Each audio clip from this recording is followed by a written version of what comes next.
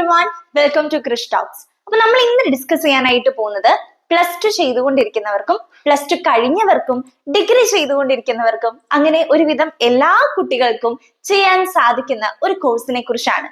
Day 3 course number 3 ACCA എന്നുള്ള ഒരു കോഴ്സിനെ കുറിച്ചാണ് നമ്മൾ ഇന്നത്തെ വീഡിയോയിൽ ഡിസ്കസ് ചെയ്യുന്നത്. 150-ൽ പരം രാജ്യങ്ങളിൽ വാലിഡ് ആയിട്ടുള്ള ഒരു കോഴ്സാണ് ACCA എന്ന് പറയുന്നത്. 1904 ഇത്തരത്തിലുള്ള ഒരു പ്രൊഫഷണൽ ക്വാളിഫിക്കേഷൻ നിലവിൽ വരുന്നത്. ഞാൻ ഓൾറെഡി പറഞ്ഞു, +2 ഇപ്പൊ ചെയ്തുകൊണ്ടിരിക്കുന്നവർക്കും കഴിഞ്ഞ കുട്ടികൾക്കൊക്കെ ഈ ഒരു കോഴ്സ് ചെയ്യാവുന്നതാണ് എന്നുള്ളത്. അപ്പൊ അത്തരത്തിലുള്ള കുട്ടികൾക്ക് 3 ഘട്ടമായിട്ടാണ് നമ്മൾ ഈ ഒരു കോഴ്സ് കംപ്ലീറ്റ് ചെയ്യാനായിട്ട് സാധിക്കുന്നത്.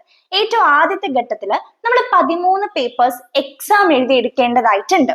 അത് കഴിഞ്ഞതിന് ശേഷം 3 വർഷത്തെ പ്രാക്ടിക്കൽ എക്സ്പീരിയൻസ് നമ്മൾ നേടിയെടുക്കണം. ഈ പ്രാക്ടിക്കൽ എക്സ്പീരിയൻസ് എന്ന് പറയുമ്പോൾ നമ്മൾ നല്ലൊരു ഇൻസ്റ്റിറ്റ്യൂഷനിൽ പോയിട്ട് പഠിക്കുകയാണെങ്കിൽ അവർ തന്നെ ഇതിനുള്ള സജ്ജീകരണങ്ങൾ നിങ്ങൾക്ക് ഒരുക്കി തരുന്നതായിരിക്കും.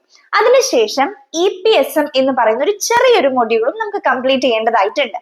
അത് ചെറിയൊരു മൊഡ്യൂൾ ആയതുകൊണ്ട് തന്നെ നമ്മൾ ഏറ്റവും കൂടുതൽ പ്രാധാന്യം കൊടുക്കുന്നത് ഈ 13 എക്സാംസിനും അതേപോലെ തന്നെ 3 വർഷത്തിലുള്ള പ്രാക്ടിക്കൽ എക്സ്പീരിയൻസിനുമാണ്.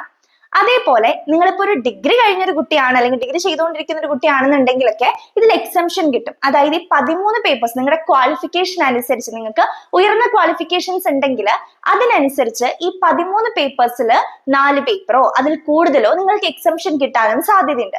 അങ്ങനെയാണെങ്കിൽ ഇപ്പൊ ഡിഗ്രി കഴിഞ്ഞ ഒരാളാണെങ്കിൽ 9 പേപ്പേഴ്സ് എക്സാം എഴുതിയാൽ മതിയായിരിക്കും. അതിനുശേഷം 3 വർഷത്തെ പ്രാക്ടിക്കൽ എക്സ്പീരിയൻസ് നമ്മൾ നേടിയെടുക്കണം. ഈ പറഞ്ഞ EPSM എന്ന് പറയുന്ന ഒരു മൊഡ്യൂളും നമുക്ക് കംപ്ലീറ്റ് ചെയ്ത് എടുക്കേണ്ടതായിട്ടുണ്ട്.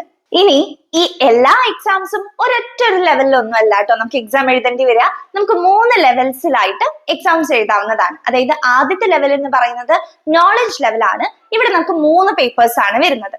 രണ്ടാമത്തെ ലെവല് സ്കിൽ ലെവലാണ്. ഇവിടെ നമുക്ക് 6 പേപ്പേഴ്സ് ആണ് വരുന്നത്. ഇനി അവസാനത്തെ ലെവല് പ്രൊഫഷണൽ ലെവലാണ്. ഇവിടെ നമുക്ക് 4 പേപ്പേഴ്സ് ആണ് വരുന്നത്. അപ്പൊ 3, 6, 4 അങ്ങനെയാണ് നമ്മുടെ പേപ്പേഴ്സ് വരുന്നത്. ഇതിൽ മറ്റൊരു കാര്യം കൂടി ഉണ്ട്.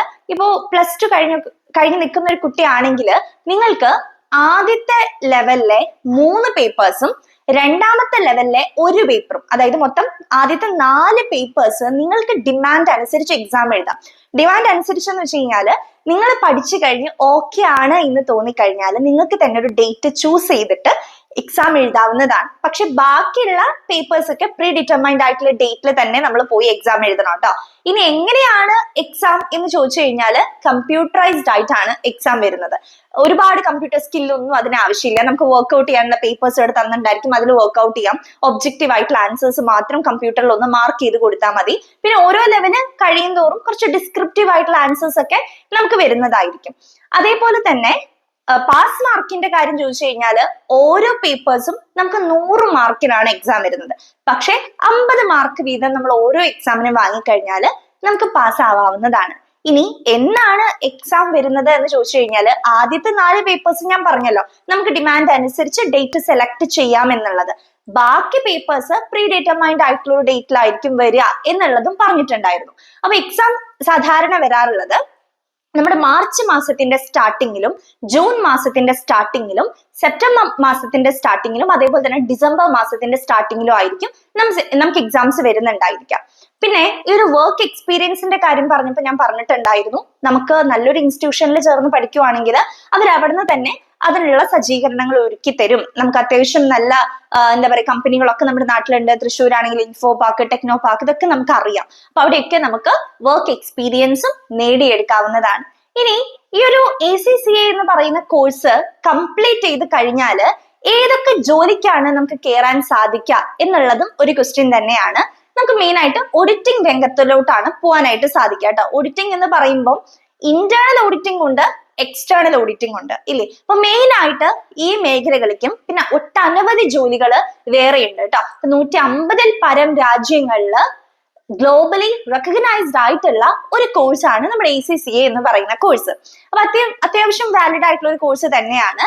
അപ്പൊ നിങ്ങൾക്ക് ഇനി കൂടുതൽ ഡീറ്റെയിൽസ് അറിയണമെന്നുണ്ടെങ്കിൽ ഞാൻ താഴെ നമ്പറും കൊടുത്തിട്ടുണ്ട്, ഒരു ഗൂഗിൾ ഫോമും കൊടുത്തിട്ടുണ്ട്. അപ്പൊ ഗൂഗിൾ ഫോം നിങ്ങൾക്ക് ഫില്ല് ചെയ്യാവുന്നതാണ്.